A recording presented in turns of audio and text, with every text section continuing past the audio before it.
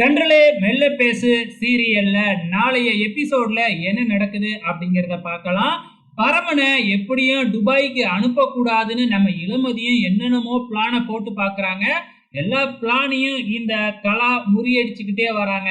கடைசியா பரம மேல போலீஸ் கம்ப்ளைண்ட் இருந்தா போலீஸ் ஸ்டேஷன்ல கொண்டு போய் வச்சிருவாங்க. அதனால பரமனால வெளிநாட்டுக்கு போக முடியாது அப்படின்னு ஒரு பிளான போட்டு ஒரு நபரை ஏற்பாடு செய்யறாங்க நம்ம நர்மதாவும் இளமதியும்.